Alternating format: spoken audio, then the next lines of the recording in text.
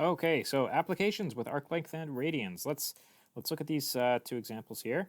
So maybe I'll just do this one example first. Determine the arc length for a sector angle of 5 pi over 6 radians with a radius of 15 centimeters.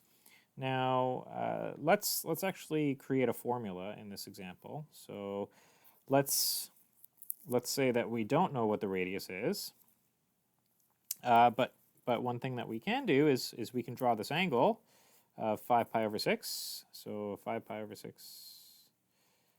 let's do this in blue.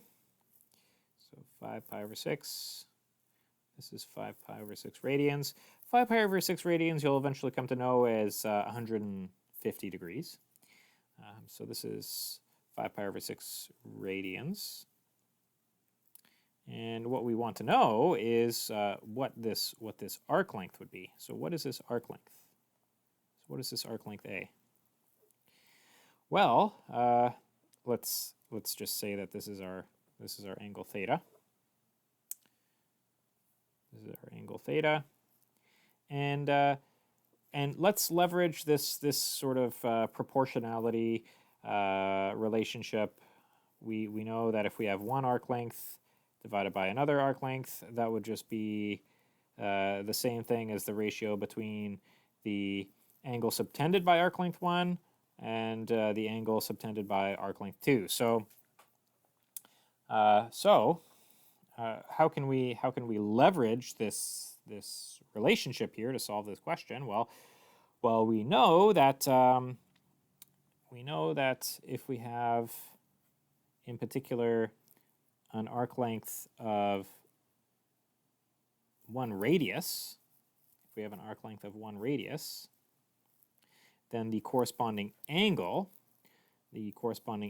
here, we'll call that theta 2, would be 1 radian, right? So if the arc length is really just equal to the radius, then the angle subtended by that arc length would just be 1 radian.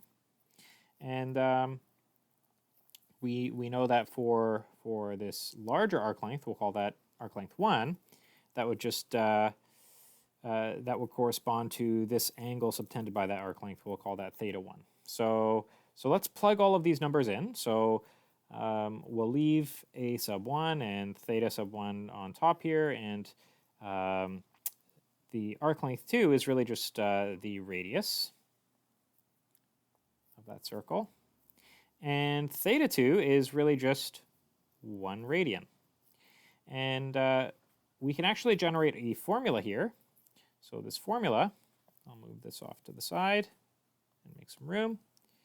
If we multiply both sides by r, we can get a formula for finding the arc length of any angle that we want. All we have to do to find that arc length is to know the angle subtended by that arc length and to multiply it by the radius. And we, in fact, we know both of those things.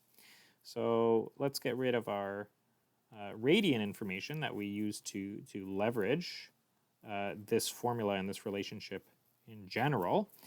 And let's plug in some numbers here. So we know that the arc length is, we're looking for the arc length. We know that the angle is 5 pi over 6. And we know that the radius is 15 centimeters.